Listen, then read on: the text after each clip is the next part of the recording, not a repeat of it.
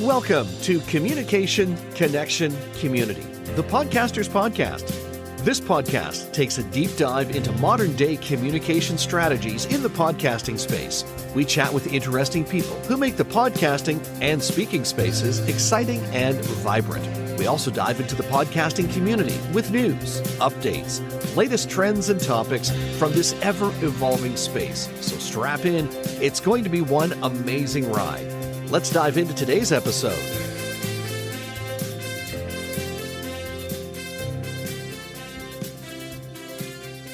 If you had asked me back in 2019 where podcast was headed, I probably would not have had a very clear answer. I had just launched my podcast in 2019, and I was excited to be a brand new podcast host. I was excited to be having conversations with people. I was excited to be getting my thoughts and intellectual property out there around professional speaking. That's how this podcast began, was all about speaker training and how to be a better producer, or rather how to be a better person on the stage. Podcasting, though, for me has evolved. It's become a business. It's become my livelihood. It's also become the livelihood of our guest today, who's been in the podcasting space since around 2020. So we'll get the skinny on that in just a moment. But let me introduce him. Vince Quinn is the co-founder and creative director of SBX Productions, where he helps businesses start podcasts and use them to power their marketing. He also hosts a podcast about the same thing called It's Not Just Talking. He is a sought-after guest. He's a former broadcaster, and we are so thrilled to be speaking with him today. Vince, welcome to the podcast. I am happy to be here. Thanks for having me, Carl. It's great to have you here, my friend. What is it that led you to this space to begin with? Was it just a quiet day and you were bored? What was it that led you to podcasting? Well, yeah, it started with me spinning a prize wheel at a radio station right out of college is how it started. So I was going to events. I wanted to work in entertainment. Like, I was interested in comedy, late night TV shows. I was thinking maybe I write commercials, like something in entertainment is what I wanted to do. I was looking for a job. I got offered the opportunity to work in promotions, and it was a sports radio station. So a diehard sports fan. I'm from Philly. It's basically religion in Philly. So I got the chance to be at these events and out and about with people and be around radio shows with like famous writers and hosts that I watched all the time on TV growing up talking about sport. To have a chance to get in the door there was really cool, and spent 10 years in radio, ultimately hosting shows, producing shows, anything you could really do in the building. I did it. At the height of it, I had a nationally syndicated show. So I was like doing it, but I just looked at where the radio business was going. If I talked about sports all day, every day for the rest of my life, I think I was going to go insane. So between that and the business, I decided, you know what? I got an opportunity to get into podcasting. Now is a really good time to do it. And I'm a risk taker. So I decided to quit the show and just go into making podcasts full time. It sounds pretty much like a carbon copy of my birthing into podcasting, except for the duration in radio. I was in almost 25 years. It took me that long because I said, once it gets in your veins, it's hard to get it out. It's a narcotic. But so I guess you were less addicted to radio than I was. I just saw so many layoffs. You know what I mean? It was like I was looking around and the industry was literally starting to fall apart around me. And I'm seeing these older guys who were like very well established and talking about how the business has changed so much and how they're not getting raises the way they used to. And like the lack of security that they felt and the amount of competition that was coming up everywhere else, So it's just like, for me, I thought there was a chance for me to build a whole life there and stay there. But at some point, it just felt like the overwhelming odds of me having a stable, consistent career were so outside of my hands that I was just like, I'm not taking this risk. It's not worth it. It's funny how you mentioned that being in Philly. In Canada, essentially, it's been through the same thing. And I think the real kick in the teeth for broadcasting, before we get into obviously talking more about podcasting, the real kick in the teeth was COVID. I don't know what it was like down in Philly, and it sounds like you were still in radio. You were just on your way out. But here in Canada, advertising revenue dropped pretty much across the board by 70%. And that's when you started to see a lot of, maybe not right at that moment in time, but you started to hear rumblings of, well, we're going to do more syndication. We're going to lay some people off. And everything became a head count. And there are stations now that are shuttering. That's shuttering with a T, not shuttering with a D, just to make sure my pronunciation is correct. And yeah, it's not a very safe industry. It was a fun industry at the time, and I certainly enjoyed it. And it's what led me, just like it's led you, to the podcasting space as well. And I can always tell when somebody has spent a little bit of time in radio. If for no other reason, it's we know how to use our voice. You have a certain delivery when you're talking about things with people. It's called inflection, my friend. You can do different things with your voice. Sunshine, 15 degrees, heck of a day in store. Thanks for that trip down memory lane. So podcasting, when did you make that jump? Are we talking 5 years ago, 10 years ago? When was it?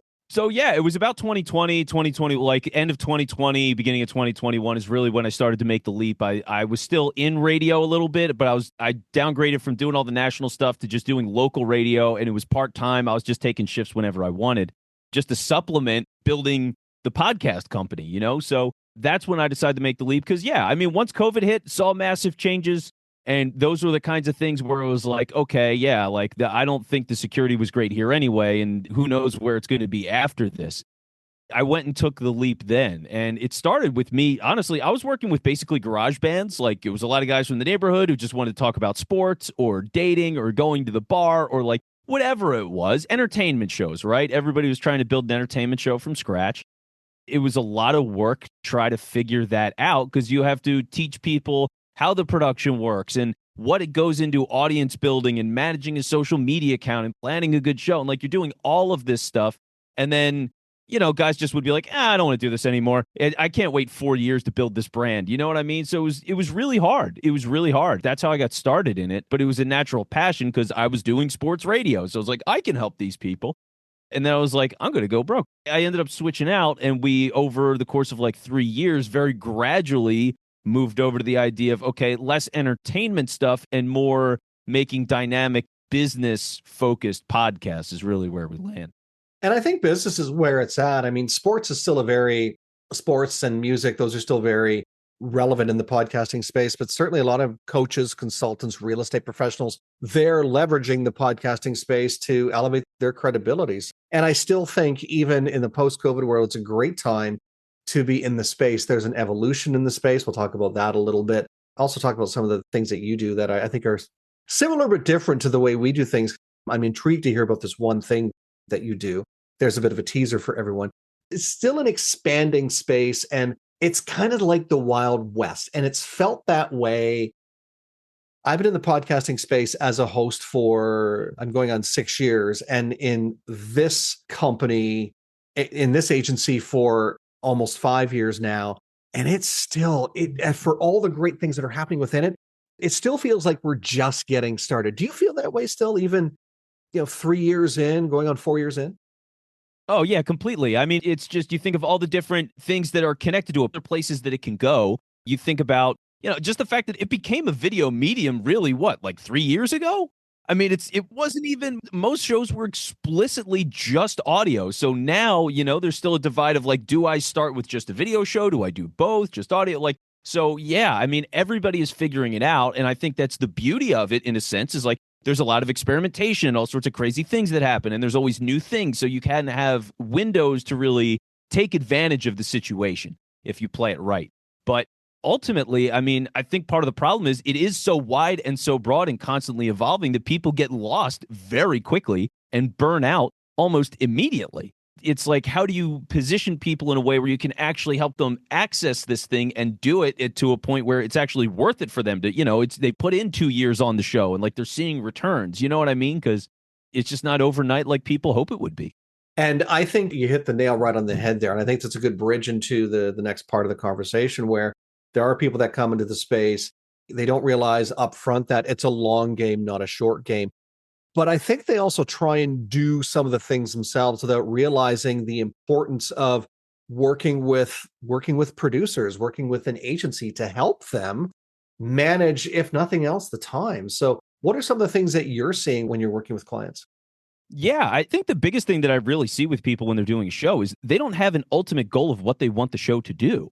They just want to have a podcast, right? So that is your base issue for everything that goes wrong with the show beyond that. You just know why, because they don't know what they actually want. So, and you've seen this obviously, Carl, but like for people listening, it's the idea of, okay, well, what are those things? Well, are you trying to do it for networking? How important is it to go and meet a million different people? How does your pacing go around that? How does your footer translate? How does that in the language of the show? Where are you inviting people in your call to action? Like all that different kind of stuff. It's just, okay, if this is for me, it's like, all right, well, this is an extension of your business. How do you want this thing to actually help your business? And how are all of decisions you make around that podcast supporting that goal and that decision? And the people just don't, a lot of people just don't have it. I'll even take it a step further and say, I attune it to podcasting in general. I attune it to, it's a stage. It's a virtual stage. If you were getting on a physical stage and speaking to an audience, you would make sure that your presentation, if it's in front of 200 or 300 or even upwards of 1,000 people or more, that you knew your call to action. You wouldn't just be getting on that stage for the sake of saying, hey, I'm on a stage. No, you would have a definitive purpose. You would know what your outcome is going to be. You have likely invested, if not money and travel and time just to get to your destination. You've invested a certain amount of, time again to be at that venue for that. So you would make sure you knew what's the outcome. You would have all those tools in place, be they conference evaluation forms, whatever it is. So you get the feedback, so you get people's input from that. You would have people clicking a QR code on the screen from the stage, getting their immediate feedback or giving them a gift, or you would have that call to action, as opposed to, I just want to host a podcast and have some fun. There's nothing wrong with that. But what we're seeing is podcasters that have done that over the years, well, that's clogging up the airwaves, so to speak, with a lot of these podgatory or pod-faded podcasts that aren't going away, but they're still lingering there and they're not doing anything. Every episode or every show that you want to launch, it's almost like you have to dig through. It's like if you go to Walmart and they have like DVDs for $5 and it's just a giant bin, like you have to dig through and be like, all right, do any of these junky shows that are sitting around, do any of them have the name that I want? Am I competing with this? Like, is this thing still active anymore? It's exhausting. Yeah, so the field is really deep in that sense. And I think because there are so many shows that have started and fallen apart that people think a podcast in itself is disposable. Like it's inherently not as valuable because it is an ongoing thing. You're doing all of these episodes and there's so many podcasts anyway. It's just a podcast, right? And it's like, no, it's so much more than that. And you just have to make sure that you're putting the attention there to make it that way.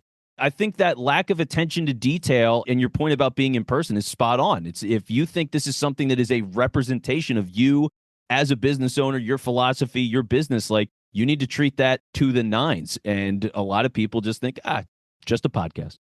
And that's one of the things that a production agency or producer can help you figure out. That's one of the things that you do, I'm assuming, with your clients. It's, yes, I'm sure that you produce the content for them, but I can speak on behalf of myself that we also work on strategy. It's not just let's produce a podcast for you and give me all your money and great.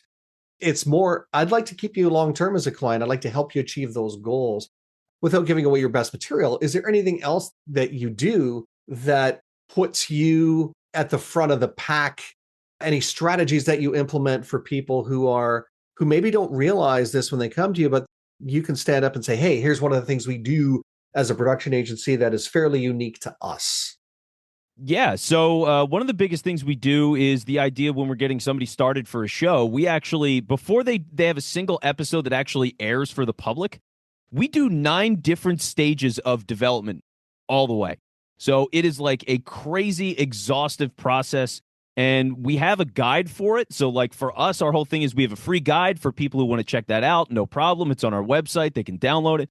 But we do all of these steps with the idea that there is so much that goes into all of this work, right? Like, what are you doing for the season? What kinds of guests are you having on? Do you even need guests? How long should the episodes be? Where are we placing that? How do we maximize those platforms that the show is going on to draw back to your business in the way that you want? So, like, being so obsessive about starting right is so big for us, is for these people who are new to it or have previously done it and failed because, like, they want to get back at it. So, yeah, we try to be obsessive about the start with the idea that it's not like you're always going to adjust things as you go. Trends will change and all that stuff, right? But you want to make sure that spiritually you completely believe and understand fully exactly what you're doing. And I think our commitment to that is something that people really appreciate, and it's why they stick with us. Like you say, it's about you're in it there to help them be successful, especially if you're talking with people who have been in the podcasting space, didn't maybe have the greatest success with it. You're helping them get back in. You want to make sure they are successful and help pave that path for them. One of the things that You do. And I'm curious to find out the difference between this and something that we do here at Podcast Solutions Made Simple is you have what's called a pilot. Tell me about that a little bit. Yeah, so the pilot, the whole concept is, and it's related to those 9 steps that I was talking about earlier, and it's sort of the central hinge of the whole program. The idea is a lot of times when people start a podcast, it's, hey, we're going to do a podcast. All right, great. Let's go design the logo. We're going to come up with cool music, and we're just going to release episode 1 in like 2 weeks, and we're just going to get it out there, and we're going. There's no backlog of episodes, nothing. It's just like, we're live, everybody, surprise. And it's like, I didn't even realize I was pregnant. Now I have this baby. It's like, okay, well, considering that, people without that plan fall apart all the time, right? They realize, oh, this workload is immense, or they do it for 2 years because they're willing to grind on it, but it's not getting any results whatsoever because they haven't put in any of that strategy. So our whole idea is with a pilot is, okay, we're going to come up with a concept that fits what you need for your very specific business needs, your resources, just like what you can do. We're going to give you the best plan we can think of, and we're going to execute one single episode. You like this episode or you don't, and we like this episode or we don't. And we'll give people a chance to revise multiple times that concept before we even agree on doing a season together. So if it's, hey, it's pretty close, but what if we change the format just a little bit with this? Like maybe we thought this person is the lead host and maybe actually the other person should be the lead host, or we want to do guests, but we actually don't need guests, or like whatever it might be. We refine that pilot to go, okay, we understand what it takes, and they know as well, for the people who haven't made a show before, like this is the workload it takes to make one professionally. Now that we have this and we all understand it and we all agree that this concept is good, now how do we replicate this, say, 10 times over the course of a season to get started? And that's the biggest thing, is that development with the pilot and the revision stage before we go forward. See, that is quite different to what we do. That's a very novel concept.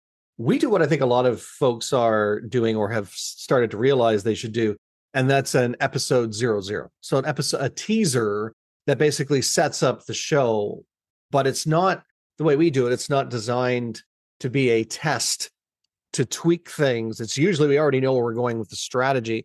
And by the way, I should stop and say that if you're listening to the conversation that Vince and I are having, there's no right or wrong answer.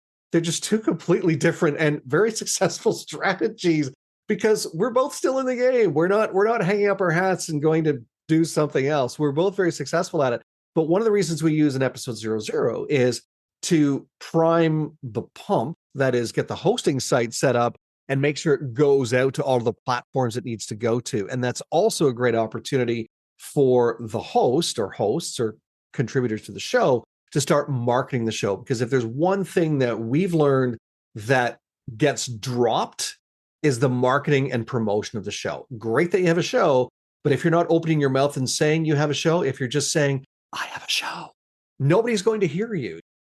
You have to shout it from the mountaintops, or, be able to share it with your networks, your Facebook, LinkedIn's, all of those platforms, and your email list and your business community. And when you're in networking settings and when you're on physical stages and all of those other organic ways, that's a great way to do that. But the pilot, I like this concept, and I would definitely encourage people to check that out for sure. Absolutely.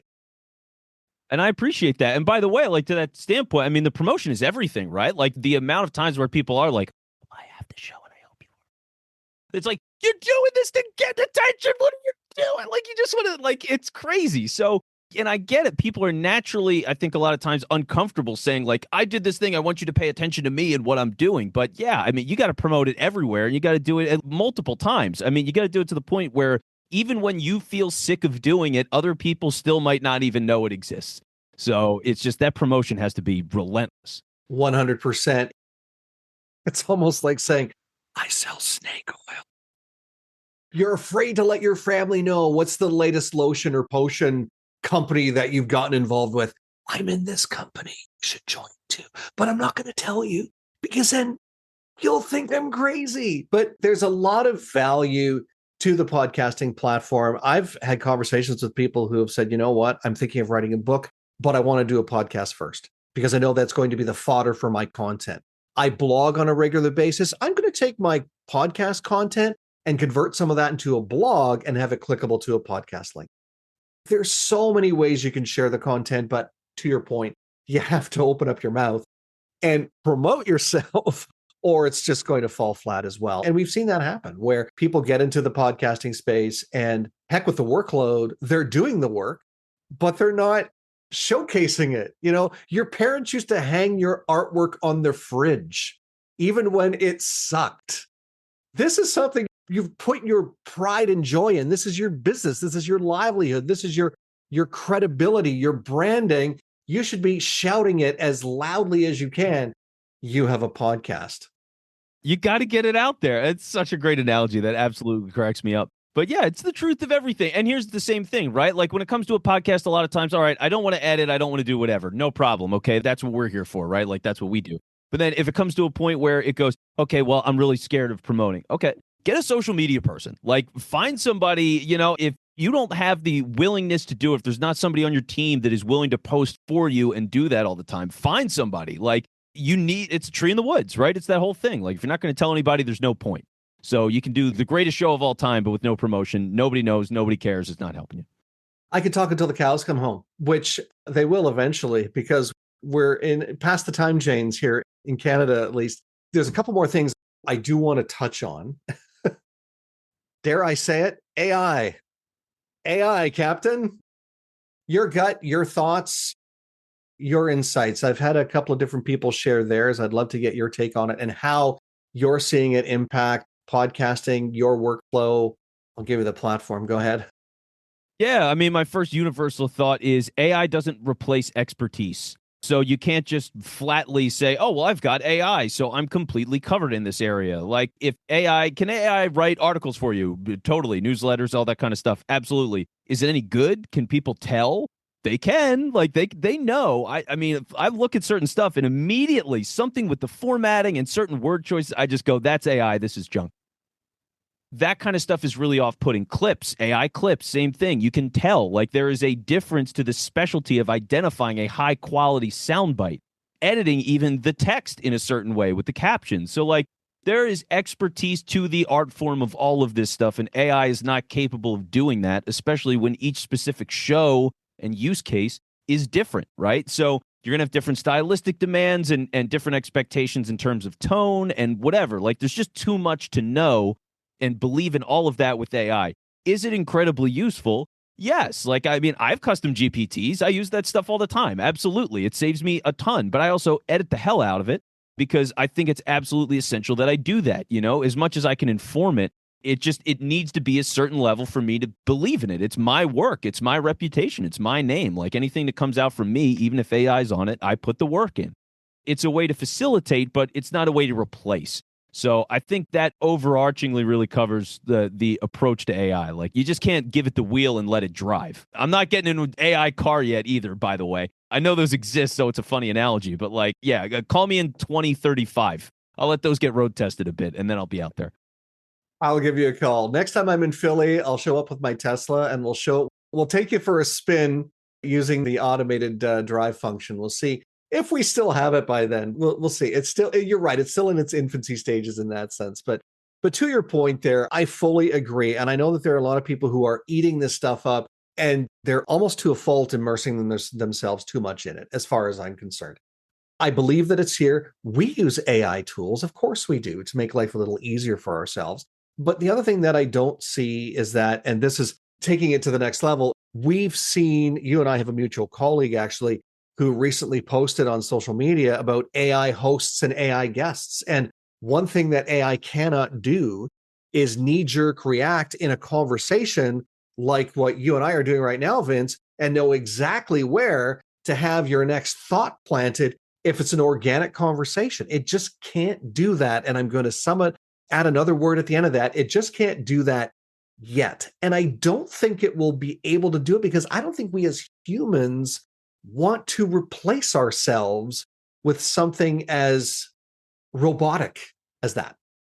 It's terrifying, right? AI guests. I've never heard the phrase AI guests. That sounds horrifying and frankly terrible. I don't know. Yeah, I can't imagine them being particularly engaging or valuable. Like, unless you're doing a comedy show or something, I don't see the point of having an AI guest just do the show yourself. But anyway, like placing all of that faith in AI, does it do amazing things? Yes. Has the rate of progression been unbelievable? I mean, we're talking just March of 2023 was when ChatGPT really came out. So considering where it's been, a year and a half now as we're recording this, like it's unbelievable. All the different tools on all of these platforms, Photoshop, like anything you can think of.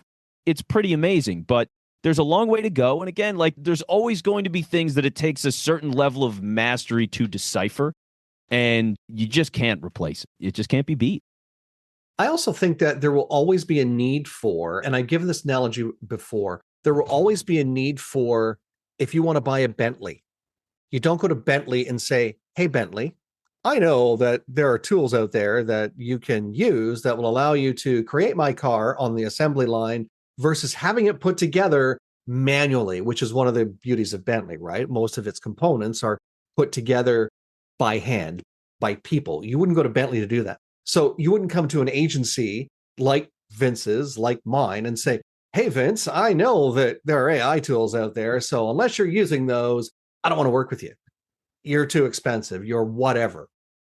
You wouldn't go to your mechanic and look at the tools in their toolbox to decide if you're going to work with them. You would hope they have tools to begin with, not just a screwdriver and a hammer to fix your car. But you're not going to do that. You're going to trust that the expert, which you are, Vince, I am, that we're going to know what's best on the back end to make you look and sound professional. We're going to make sure that everything is properly packaged together so it doesn't discredit you. Because if you're investing not only your time, but your money, you're putting your faith and trust in us to do that, you're going to want to make sure it's not reliant on whether or not the AI got it right.